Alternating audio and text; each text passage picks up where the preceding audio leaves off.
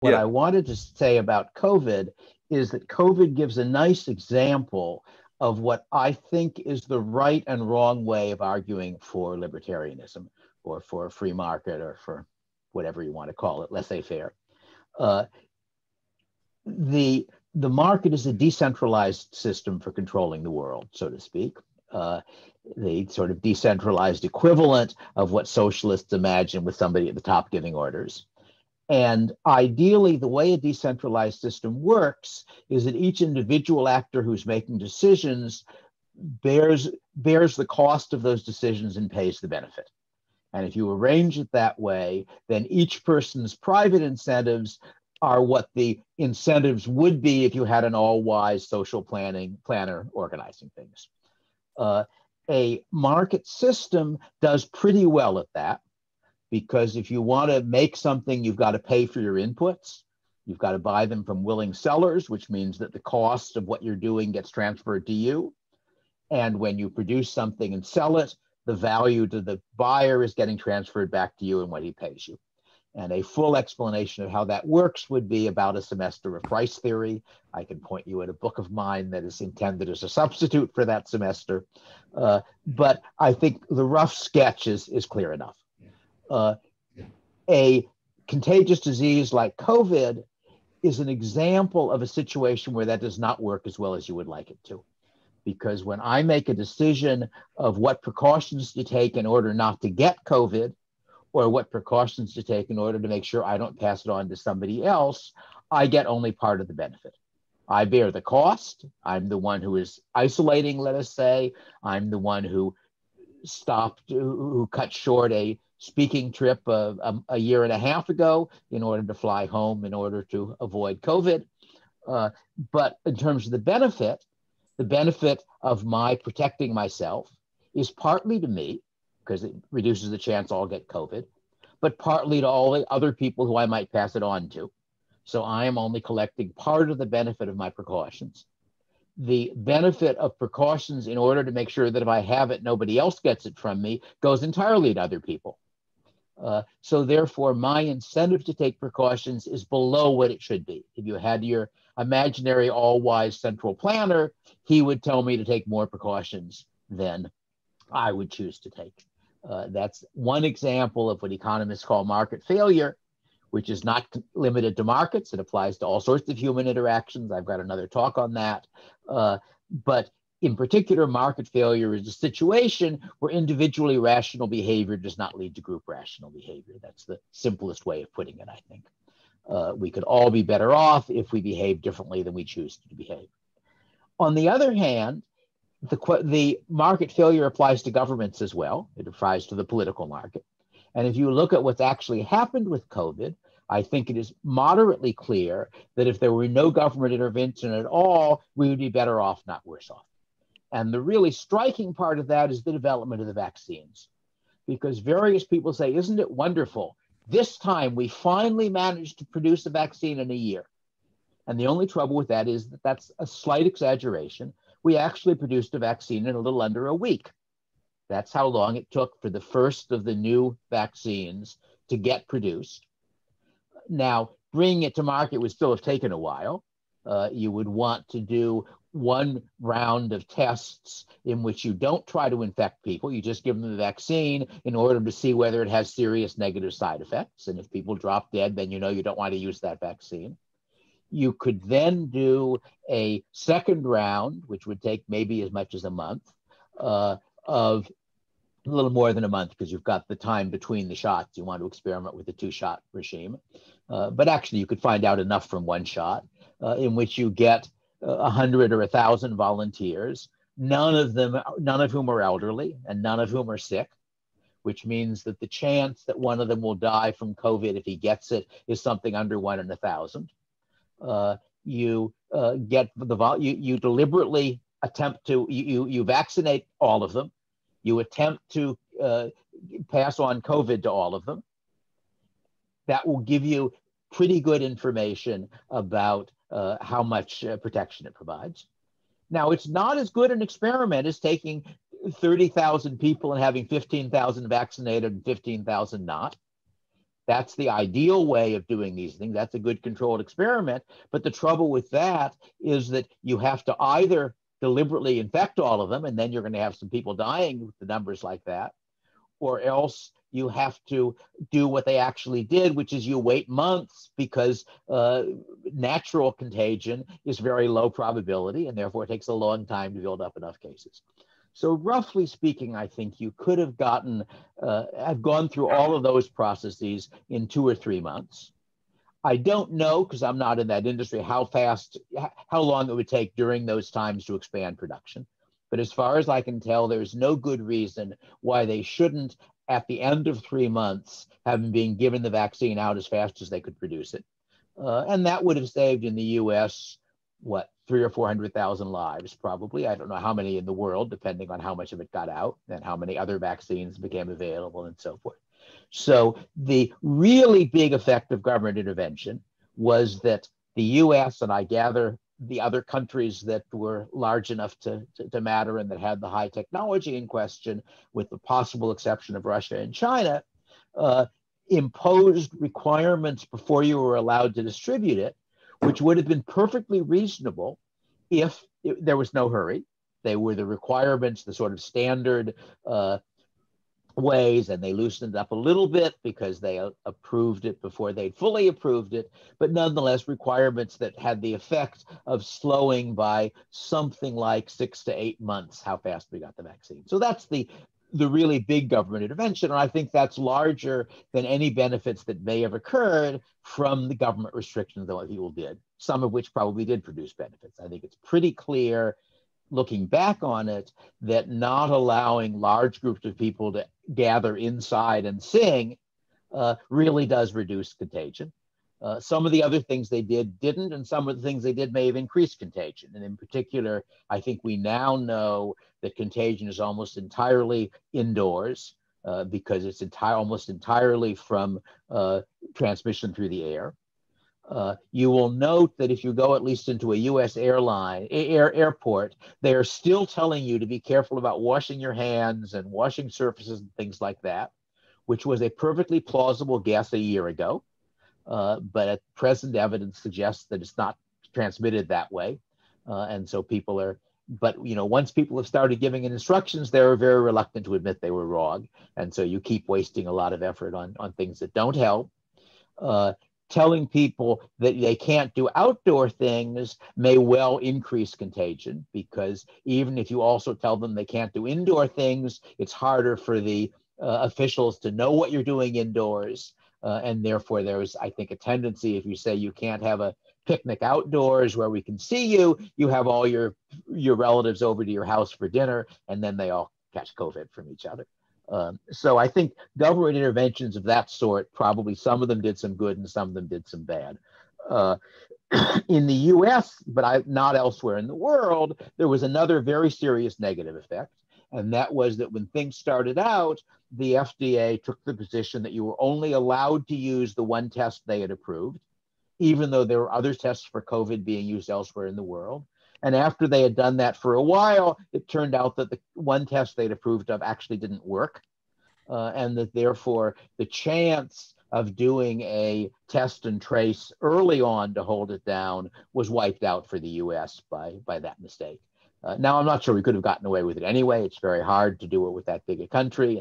But so in any case, my basic point is, and I think this is the point that I think libertarians should argue in general, that the claim is not the system we're in favor of works perfectly, because it doesn't work perfectly. There are well understood ways which any competent economist could tell you.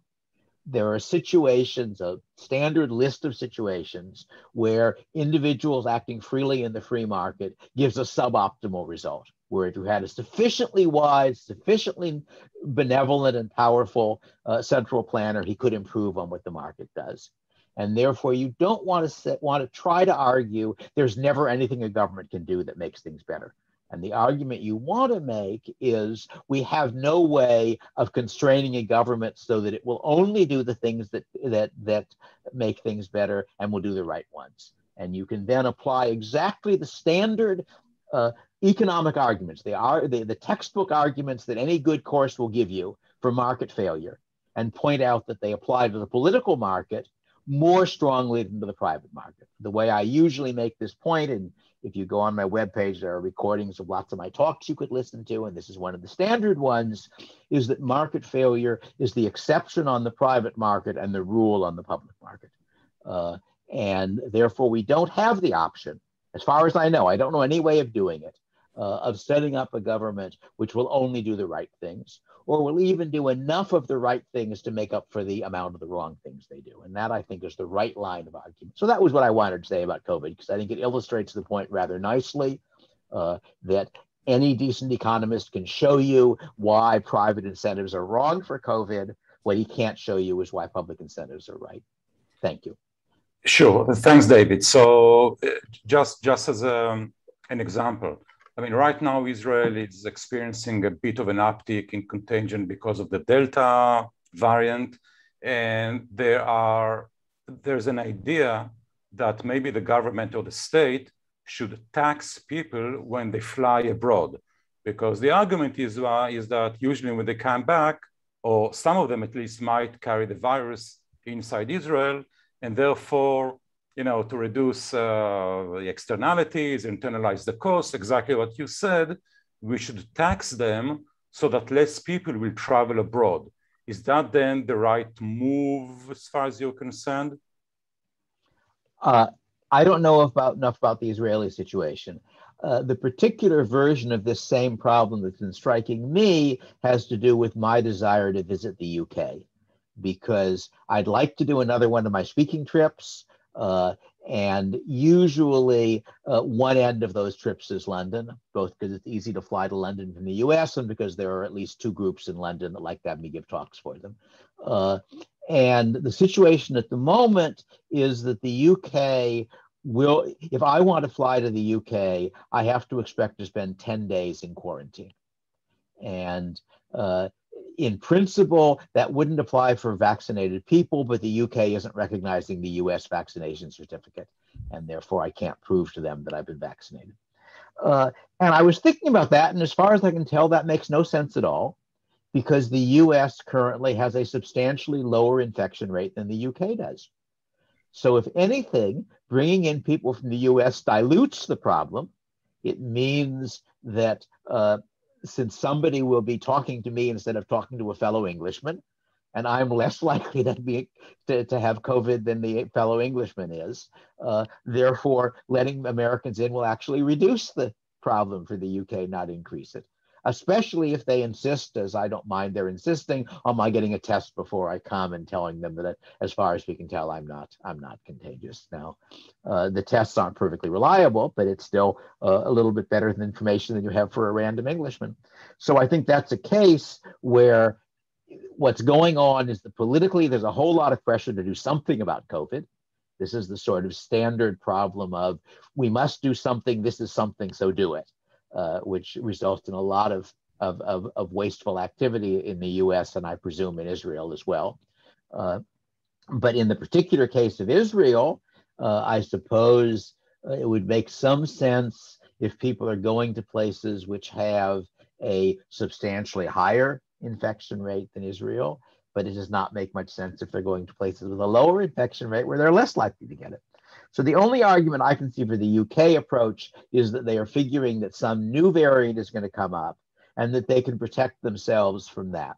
And I think that's very implausible, that there may be places, maybe New Zealand can do it, but I think that the UK has enough interaction with the rest of the world so that if a new variant came up, which could largely evade the vaccines, which is the real worry, that is the situation at the moment, as you probably know, is that in both the US and the UK and in Israel, I think, the infection rate has gone up, but the death rate is still very low.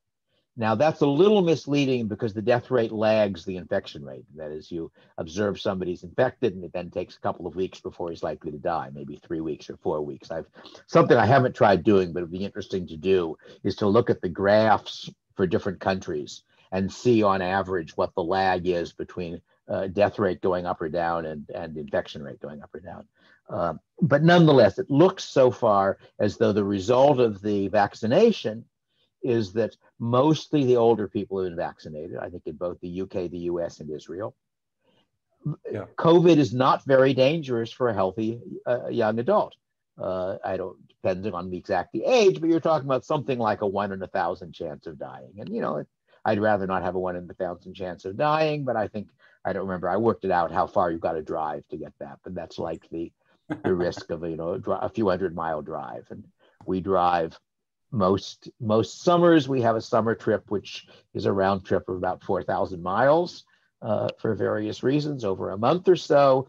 And I suspect that the chance of dying in that is probably at least as high as the chance that a healthy young adult will die if he gets COVID. And of course, there's also the fact that you might not get COVID. So I think that once almost all of the vulnerable people are vaccinated, that although it's still a nuisance, it's a much less serious nuisance. And I think that's probably going to be the pattern. So the only real danger is if we get something that can avoid the vaccines.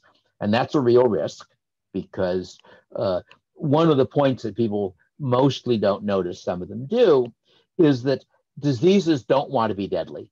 If you think about the evolutionary pressure on a disease, the evolutionary pressure on the disease is to be better at spreading and worse at killing people. Because if it doesn't kill people, then they're alive to pass on the virus to somebody else. And so I think as I say, I think the real worry is not that we'll get a deadlier disease. It's a nuisance if we get a more contagious one, which is what we did with Delta. But the real danger is we'll get one that avoids the vaccination. And if we get that, there's really no practical way, short of literally sealing your border, of making sure that you never get it, unfortunately. Okay, I have many questions on other topics, and I'm sure the audience as well, but I have to ask one more question about the COVID, and then we'll move on to another subject. And the last question I have is about lockdowns. And I'm asking that because I heard a talk between Russell Roberts and Don Boudreaux, where they said that the problem with negative externalities, the way people perceive them, is that they only perceive the cost that young people impose on old people when they transmit the disease to them. And let me just, we have some noise from the crowd. And that's why you have lockdowns. And then what people don't consider is that there's also negative externalities that the old people impose on the young people by preventing them from going on with their ordinary lives. Sure. Yes, which is a big argument supposedly against lockdowns. That is when you say a big argument, again, if you imagine a benevolent, wise social planner, which I think what I refer to as a bureaucrat god, I think is the term I used for it a long time ago, that he will be weighing both of those costs. And they aren't quite equivalent, because the young person who chooses to take risks is imposing an externality. But the old person isn't the one who imposes the lockdown. It's the government that's imposing the lockdown. So the right way of thinking about it is the government should be looking at the trade-off between those costs. The government should say, yes, if we believe lockdowns work, and probably them to some extent work, then they have the benefit of reducing the chance that old people will get the COVID and go to the hospital and maybe die. They have the cost that young people and old people are being very seriously constrained in what they can do. That one of the advantages of freedom is that different people can make different decisions. So that in fact, I locked down without government instructions. I flew home from Europe in mid-March, a year and a half ago, roughly. And I flew home because my younger son had been trying to persuade me by email that this time it was real and it was serious and I ought to come home. And my initial reaction is, oh, to poo-poo that. I've been living a long life and there's never been any pandemic in it.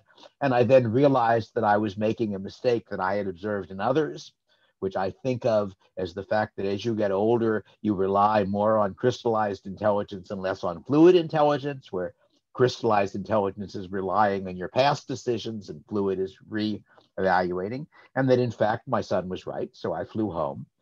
And from then until 2 weeks after I got my second vaccination shot, I was farther than 10 feet from my own property, other than inside a car, I think twice. We didn't even go to, and the rest of my family, that's also true. I think for the first week or two, my wife and daughter were doing grocery shopping, stocking up. But after that, we got all our groceries by delivery. We took what we now believe were unnecessary precautions, that basically any groceries that arrived by delivery, if they were not perishable, they sat outside for 3 days, that being the estimate we were given on how long. And if they were perishable, they were washed with soap and water for 30 seconds, whatever was the estimate what it took to kill the virus, which turns out, as we now think, to be unnecessary. So we were taking considerably greater precautions than we started doing this at a point when there wasn't a lockdown. And the virtue of the private decision is that the old people and people who live with old people can choose to take high levels of precautions, whereas young people who are only associated with young people can say, all right, I'm willing to take the risk, let's live my life. But it's still true that the young people have an inadequate incentive, because their decision may result in spreading it to somebody who's more vulnerable. So in that sense, I think the right way of thinking about it is not in terms of externalities, although you can put it that way. It's rather in terms of what are the costs and benefits that a wise government should take into account. And where that trade-off goes, I don't know. It's clear that it was a very large cost on a lot of people. I think suicide rates did not go up as far as I can tell, but the various other problems did go up. I know of research in Australia claiming that at least thinking about suicide, especially among young people, went through the roof during the lockdowns. Yes. What the actual number of suicides are, I don't know. Yeah, I think the claim I've at least seen, because that was something you could expect to happen, and this is probably for the US, that is, it may not be true in Australia, was that the suicide rate did not actually go up. And of course, there were some benefits. We had a smaller flu season than usual because people weren't associating with each other as much. But I think if you look at least, again, I don't know about the Israeli case, but in the US case, it was clear that a large part of what was happening was, again, something has to be done, and this is something. So masks are an interesting case, because it is reasonably clear, if you look at what was actually being done, that the reason to tell people to wear masks was not to prevent a contagion. The reason was to have a sort of a symbol of loyalty, a symbol that you were taking it seriously. And the evidence for that is that in the US, they made no effort at all to make sure that the masks people were wearing were good for anything. That it would have been pretty straightforward for one or another of the federal agencies to say, all right, if you are producing a mask, you submit a sample to us. We then authorize you to put a stamp on it saying approved by the FDA or approved by whoever it is. And then when we have mask rules, when a store says you can only come in with masks, which lots of stores were doing, only approved masks count. They made no effort to do that. And in fact, what I observed was that you could count as wearing a mask if you took a bandana, put it over your face, like a bad guy in a Western, that counted as masked. So I think it's reasonably clear in that case that what was really going on was performance. And now you might argue that it does some good, that it sort of makes people think about being careful or something. And of course, some of them really were good masks, so those did some good.